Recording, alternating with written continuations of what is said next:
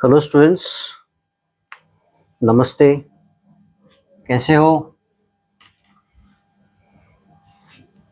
आप सबको? मेरे यूट्यूब चैनल पे स्वागत है। इसका नाम तो पता होगा, शिक्षा प्रिज्म। पहले एजुटेक फिजिक्स था, मैं उसको बदल के शिक्षा प्रिज्म किया है मैंने, क्योंकि जो टॉपिक रिलेटेड है उसके रिलेटेड वर्ड ही हमने सेलेक्ट किया है। तो अब आज की क्लास में ट्वेल्थ क्लास फिजिक्स का पहला चैप्टर हमने स्टार्ट किया। तो इसका पहला चैप्टर है इलेक्ट्रोस्टैटिक्स। ठीक है, इलेक्ट्रोस्टैटिक्स। तो इसका इंट्रोडक्शन पार्ट हमने ऑलरेडी देखा है। इंट्रोडक्टरी पार्ट हमने देखा है। ठीक है, तो यहाँ पे हमने नेक्स्ट टॉपिक जो इम्पोर्टेंट है, इलेक्ट्रोस्टैटिक का नेक्स्ट टॉपिक है, एक लॉ है, इसका नाम है कूलम्ब्स लॉ। ठीक है, तो कूलम्ब्स लॉ हमें कैसे हेल्प करता है? तो हमें पता है, चार्ज, किसी भी बॉडी पे चार्ज अगर क्रिएट होता है तो उसमें इलेक्ट्रोस्टैटिक फोर्स प्रोड्यूस होता है, इफेक्ट हमको दिखता है। ये चाहे अट्रैक्शन हो या रिपल्शन हो। ये कैसे होता है, इसका रिलेशन, मतलब सम फैक्टर्स, कैसे इसके फोर्स होने के लिए क्या रीजन है और वो फोर्स किसके ऊपर डिपेंड है, वो सारे टॉपिक्स हमने इस लॉ में पढ़ी। ठीक है, तो थोड़ा बैकग्राउंड देखना है, तो कूलम्ब्स के बारे में थोड़ा बैकग्राउंड हम देखना है। तो कूलम्ब एक पर्सन का नाम है जो फ्रांस कंट्री के है। इनका पीरियड 1736 टू 1806। ठीक है, 1806 इनका कंट्री फ्रांस था। और ये जो लॉ जब फॉर्मुलेट किया, वो उसका ईयर था 1785।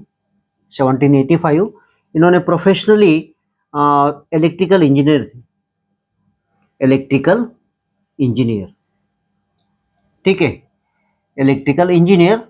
और जो डिवाइस, ये फार्मूला डिजाइन करने के लिए जो डिवाइस उन्होंने यूज किया, जिसका नाम है टॉर्जियन बैलेंस।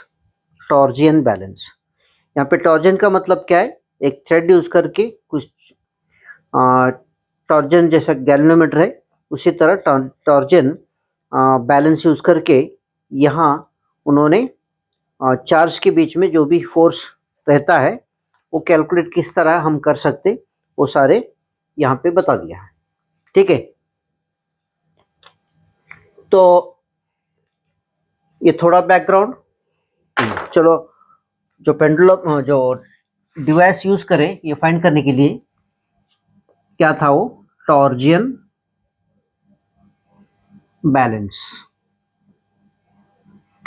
बैलेंस यूज करके उन्होंने ये फार्मूला डिजाइन किया।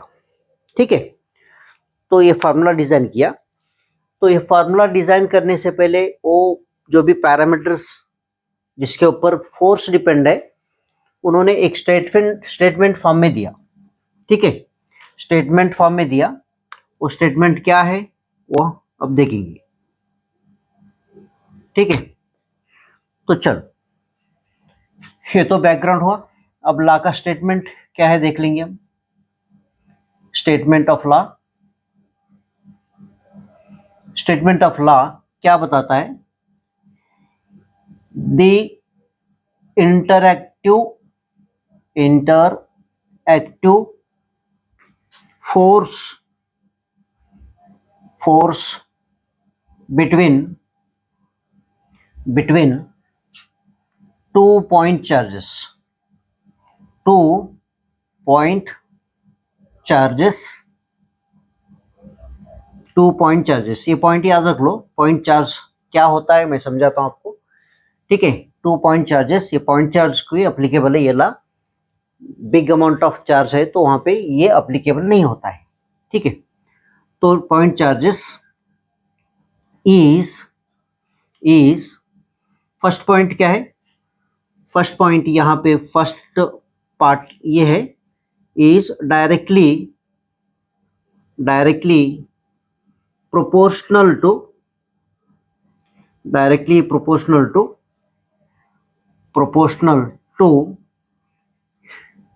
product of charges, ठीक है। फर्स्ट पार्ट है जो पॉइंट चार्ज के बीच में जो भी फोर्स रहता है, वो जो है ना जो चार्ज के मैग्नीट्यूड के प्रोडक्ट को वो डायरेक्टली प्रोपोर्शनल रहता है, ठीक है। मतलब क्या है डायरेक्टली, मतलब क्या है जैसा उनके चार्ज का क्वांटिटी बढ़ते गया तो फोर्स भी बढ़ता है, ठीक है। सेकेंड पार्ट ये है, सेकेंड पार्ट हमको ये समझाता है इनवर्सली क्या, inversely force, inversely proportional to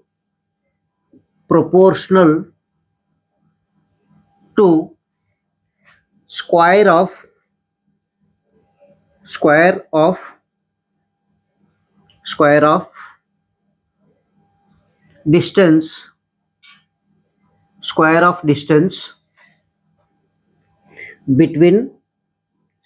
distance between centers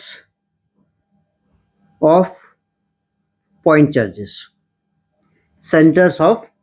point charges, second part का मतलब क्या है, ये फिगर ड्रॉ करके मैं बताता हूं। यहाँ पे एक चार्ज है समझो, ये दूसरा चार्ज है, इसका सेंटर ये है और इसका सेंटर ये है।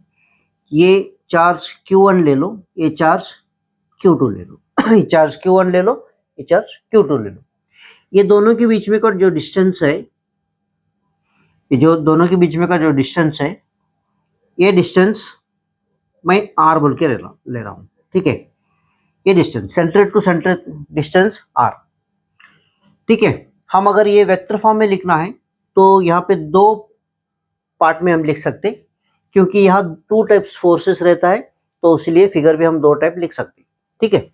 तो मैं यहाँ पे वो वेक्टर फॉर्म में नहीं, मैं स्केलर फॉर्म में मैं यहाँ पे समझाता हूँ। ये दोनों के बीच में जो फोर्स है वो अट्रैक्शन भी होता है और रिपल्शन भी होता है।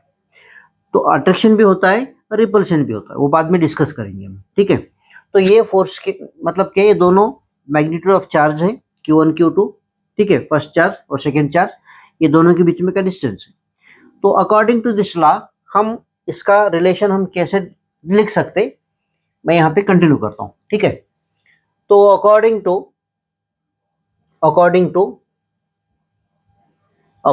टू स्टेटमेंट, कौन सा स्टेटमेंट, कूलम्स लॉ स्टेटमेंट।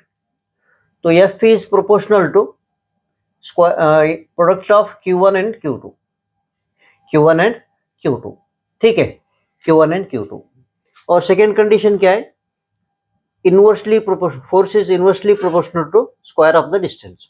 अब ये दोनों को कंबाइन कर दिए तो क्या बनता है formula, F is proportional to Q1 Q2 divided by R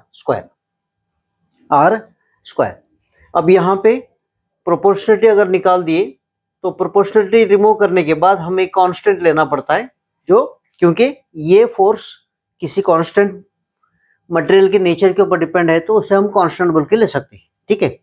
तो यहाँ पे सराउंडिंग मतलब जो भी सिस्टम, चार्ज की जो सिस्टम्स है, जिस मीडियम में, मतलब क्या मीडियम हो या फ्री स्पेस हो, उसके ऊपर इसका फोर्स भी वेरिएशन होता है। तो इसलिए ये जो K है, K is nothing but what? It is a proportionality constant. It depends on the medium as well as the system of charges, the system of units which we are using to measure the Q1, Q2 and distance. ठीक है। तो यहाँ पे proportionality निकालने के बाद formula बनता है F equal to K Q1 Q2 divide by R square. Q1 Q2 divide by R square. ठीक है, तो यहाँ पे where K is nothing but what? K is electrostatic constant, electrostatic force constant, ठीक है। फोर्स कांस्टेंट डिपेंड्स ऑन, ये किसके ऊपर डिपेंड है? Depends on nature of the medium, nature of the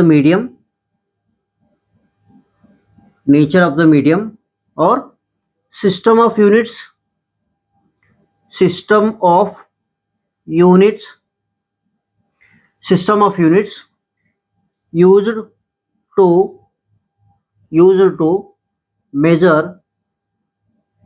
used to measure Q1 Q2 and R, Q1 Q2 and R, ठीक है, Q1 Q2 and R।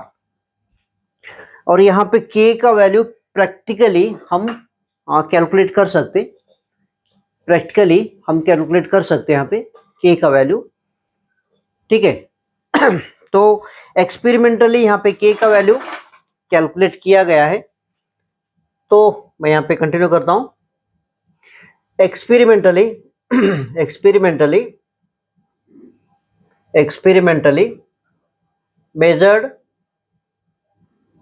measured value of K is what? Measured value of K, इसका value क्या है? 9 into 10 to the power 9, 9 into 10 to the power 9। तो इसका unit बनता है, क्या बनता है? न्यूटन पर कूलम स्क्वायर पर कूलम स्क्वायर मीटर स्क्वायर। तो ये इसका यूनिट बनता है, ठीक है। तो ये इसका जो यूनिट है, हाँ, अब क्या डिस्कस करना है? के बारे में अब थोड़ा डिस्कस करके और टाइप्स ऑफ फोर्सेस किसके ऊपर डिपेंड है वो डिस्कस करेंगे, ठीक है। चलो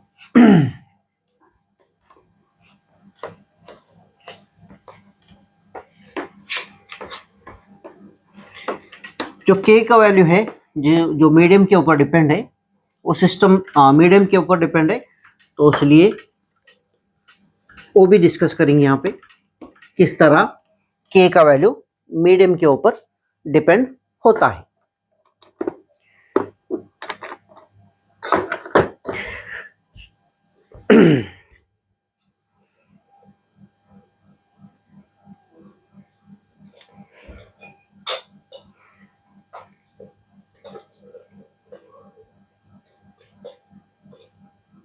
चलो, तो मीडियम के ऊपर किस तरह डिपेंड होता है?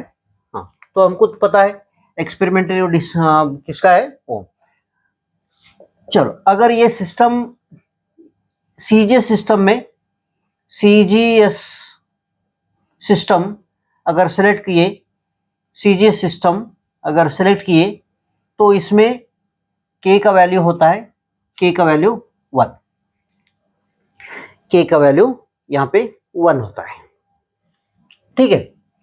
इन एसआई सिस्टम, सेकेंड पार्ट क्या है?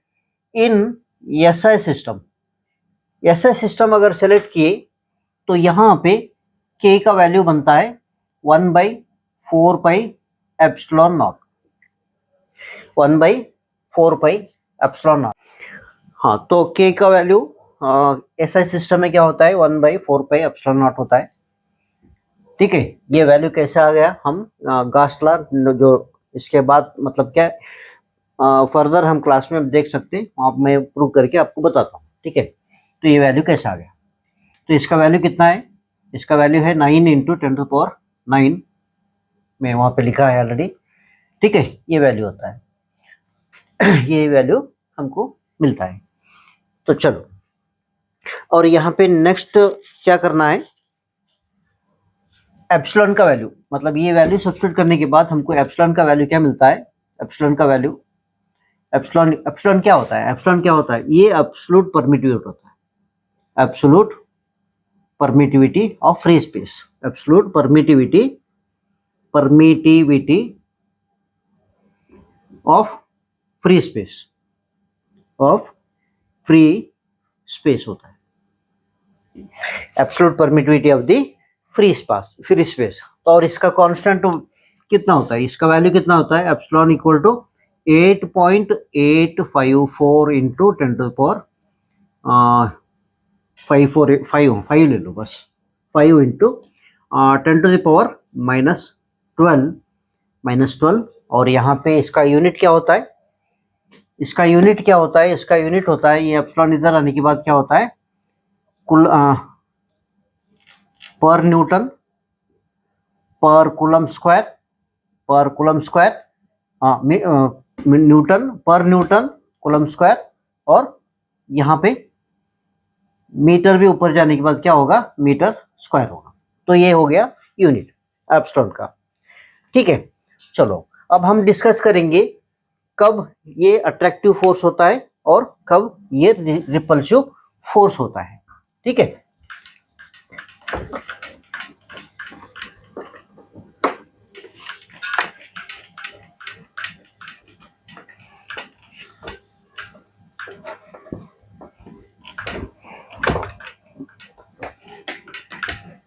चलो अब क्या करेंगे, condition for types of forces, conditions for types of forces.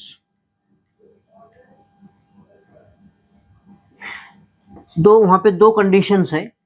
क्या कंडीशंस है, फर्स्ट कंडीशन हमको क्या बताता है, if Q1 Q2 equal to Q1 Q2 is more than 0, तब फोर्स क्या बनता है, तब फोर्स होता है, फोर्स विल बी रिपल्सिव।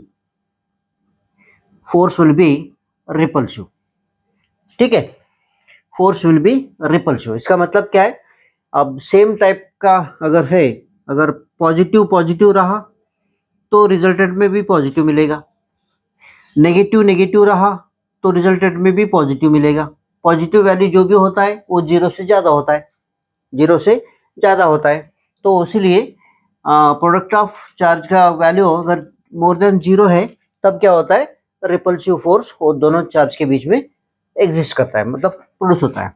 अब सेकेंड कंडीशन क्या है, सेकेंड कंडीशन इफ, हाँ इसका हम फिगर भी बता सकते, चलो फिगर ले लो, डिटेल में बताता हूँ।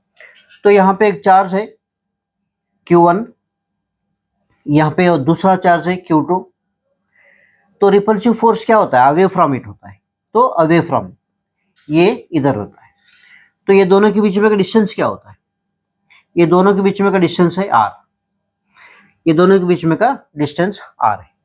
और यहाँ पे फोर्स मतलब ये फोर्स, इसका फोर्स इसके ऊपर कैसा लिखते हैं हम, F21 ये वेक्टर क्वांटिटी है, और यहाँ पे एक यूनिट क्वांटिटी रहता है वो R cap, it is from the, ये फोर्स के लिए ये डायरेक्शन में रहता है, ये डायरेक्शन में।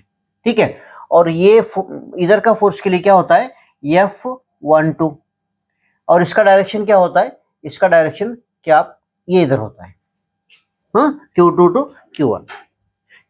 Q1। ये आर कैप क्या होता है, R cap is nothing but what, ये यूनिट वेक्टर से, यूनिट वेक्टर क्या बताता है, इसका डायरेक्शन बताता है। Unit vector mainly unit vector का यूज क्या है, वो जो भी वेक्टर क्वांटिटी है उसका डायरेक्शन बताने के लिए यूनिट वेक्टर बोल के हम यहाँ पे यूज करते हैं। ठीक है, चलो तो यूज करते हैं। अब यही फिगर हम अट्रैक्शन के लिए बताना है, ये तो रिपल्शन हो गया।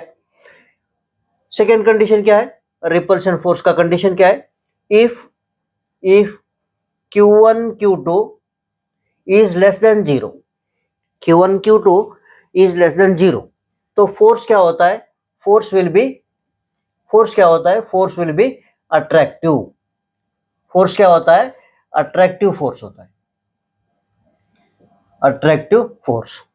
तो इसका मतलब कि लेस देन 0 का मतलब क्या है, तो कभी भी अट्रैक्शन फोर्स अपोजिट चार्ज पे रहता है, अनलाइक चार्जेस। ठीक है, अब यहाँ पे देख लो, प्लस अगर माइनस है इक्वल टू क्या होता है, माइनस मिलता है।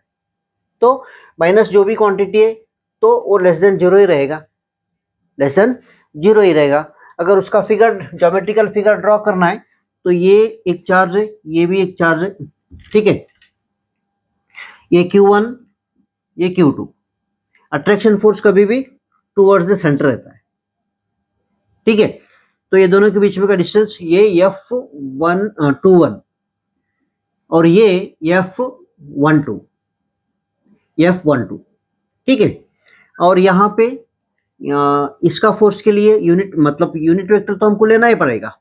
इसके लिए यूनिट वेक्टर का डायरेक्शन क्या है? यूनिट वेक्टर का डायरेक्शन है इधर है, और इसके लिए यूनिट वेक्टर का डायरेक्शन है इधर, ठीक है। यूनिट वेक्टर हमको क्या बताता है? फोर्स का वेक्टर क्वांटिटी का डायरेक्शन बताता है। और यहाँ पे दोनों के बीच में का डिस्टेंस r, सेंटर का डिस्टेंस r, ठीक है। तो ये रिपल्सिव फोर्स का रिप्रेजेंटेशन, रिपल्सिव फोर्स का हमको क्या मिल गया? रिप्रेजेंटेशन मिल गया, ठीक है, रिप्रेजेंटेशन मिल गया। और यहाँ पे थोड़ा डायमेंशन अगर लिखना है, डायमेंशन किसका? डायमेंशन एप्सिलॉन का डायमेंशन। ये जनरली कहाँ पे पूछते हैं? मल्टीपल चॉइस या नीट कॉम्पिटिटिव एग्जाम में पूछते हैं। नेक्स्ट लिख लो dimensions of dimensional formula of epsilon naught. Epsilon naught का डायमेंशन फार्मूला लिखना है तो फर्स्ट उसका फार्मूला लिख लो, F equal to 1/4 epsilon naught Q1 Q2 divide by r², ठीक है। हम अगर एप्सिलॉन का डायमेंशन फार्मूला लिखना है तो ये ब्रैकेट में लिख लो इधर लेने के बाद। तो इधर क्या होगा? ये तो कांस्टेंट, ये कांस्टेंट क्वांटिटी है, 4 जो है ना कांस्टेंट है, इसका कोई हमको उतावली करने का जरूरत नहीं। ये Q1 Q2 चार्जेस है, ये डिस्टेंस स्क्वायर है, ये फोर्स इधर था इधर आ गया, फोर्स इधर था इधर आएगा। तो इसका डायमेंशन फार्मूला किस तरह लिखना है तो लिखो। तो चार्ज का कैसा लिखना है? I इक्वल टू Q/T है, तो इसलिए Q इक्वल टू क्या होगा? I into T. I का वैल्यू क्या है? ये T है, ठीक है। तो चार्ज का हर एक का डायमेंशन फार्मूला उसी तरह लिख लो। तो ये दो चार्जेस है तो इसलिए AT और दूसरा AT, ठीक है। और यहाँ पे फोर्स का क्या है? फोर्स का M1 L1 T⁻⁻², ये फोर्स का। और ये डिस्टेंस का है, डिस्टेंस 2 है, स्क्वायर है, ये ऐसे ले लो। तो जनरली अगर डायमेंशन फार्मूला ऑफ एप्सिलॉन लिखना है तो कैसा लिखना है? ये नीचे है तो ये ऊपर फर्स्ट मास लिखना है ऊपर, ये नीचे है तो ऊपर जहाँ ये दोनों है, देखो 3 है ना, ऊपर जाने के बाद ये भी 3 हो गया। और टाइम नीचे है ये और ये, सॉरी नहीं जाएगा, सॉरी कट नहीं होगा क्योंकि नीचे माइनस है। तो ऊपर जाने के बाद क्या होगा? T⁻⁻4 आ जाएगा, T⁻⁻4 आ जाएगा। और एम्पेयर दोनों सेम है, एम्पेयर अगर दोनों सेम, एम्पेयर जो है ना दोनों सेम है तो उससे ऊपर ही है तो ये 2 हो जाएगा। तो ये डायमेंशन फार्मूला फॉर द क्या है? M-1 L-3 और T क्या हो गया? T माइनस, हाँ +4 हो गया। तो ये ऊपर है ना, ये भी ऊपर जाने के बाद प्लस हो जाएगा, ठीक है, +4 और ये टू द पावर 2। तो ये डायमेंशन फार्मूला है, ये डायमेंशन फार्मूला आप याद रखना ही पड़ेगा, ठीक है, यहाँ पे रखना ही पड़ेगा। हम थोड़े नोट्स लिख सकते हैं यहाँ पे। नोट्स क्या है? सम इम्पोर्टेंट इंफॉर्मेशन देते हैं। नोट्स क्या देते हैं हमको? सम इम्पोर्टेंट इंफॉर्मेशन हमको देते हैं। यहाँ पे 2-3 नोट्स है, ठीक है। नोट्स का मतलब क्या है? Some important notification. ये कॉन्सेप्ट के बारे में कुछ भी सम इम्पोर्टेंट आइडिया देता है तो हम उससे नोट्स बोल के हम ले सकते हैं। नोट लिखने का क्या जरूरत है? थोड़ा हाईलाइट करने का, बस हाईलाइट करने का। तो फर्स्ट नोट क्या है? फर्स्ट नोट हमको क्या बताता है? उसका रेंज बताता है, कूलम्ब्स फोर्स का रेंज बताता है। तो कूलम्ब्स फोर्स का रेंज क्या है? Range of Coulomb's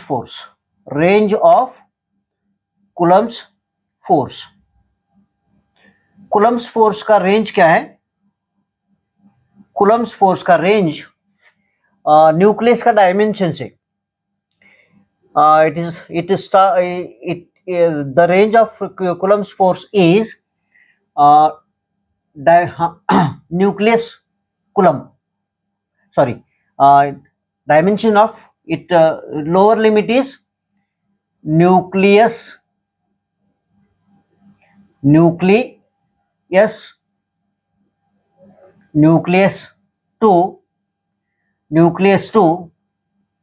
nucleus dimension बोल के लिखो, न्यूक्लियस डायमेंशन टू फ्यू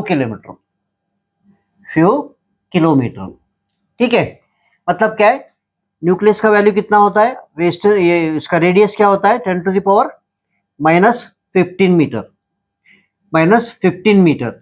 अगर ये इससे भी कम है तो वहां पे कूलम्ब्स लॉ एप्लीकेबल नहीं है।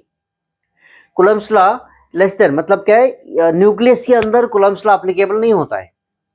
ठीक है, न्यूक्लियस के सरफेस से फ्यू किलोमीटर तक यहाँ पे कूलम्ब्स लॉ एप्लीकेबल है। ठीक है, एप्लीकेबल है। अब सेकेंड नोट क्या है, सेकेंड नोट यहाँ पे, it is analogue to Coulomb's law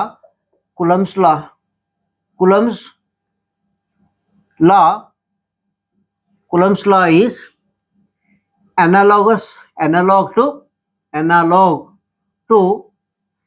analog to Newton's law of gravitation।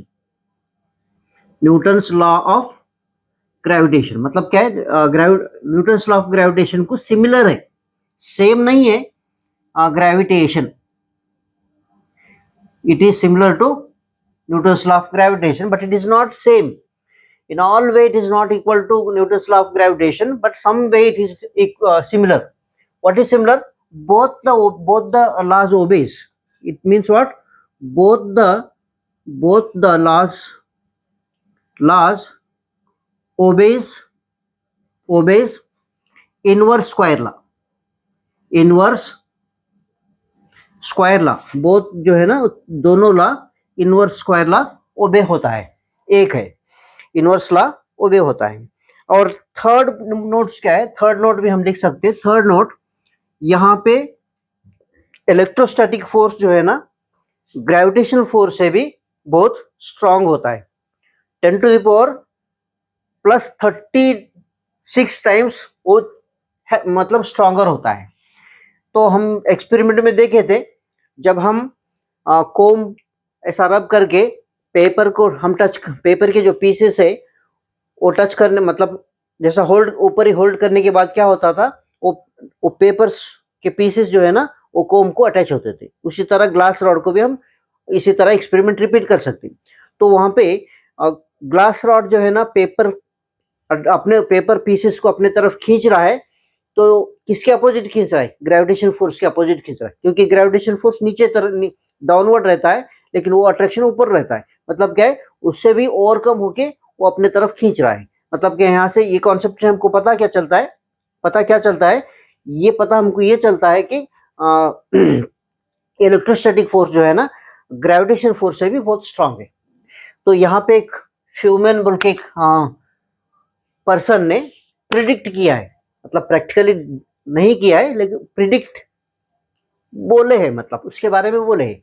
क्या बोले हैं, अगर आपके फ्रेंड आपके साथ है, 1 एड दूरी पे है, अगर दोनों का जो बॉडी है अनस्टेबिलिटी है, मतलब क्या है,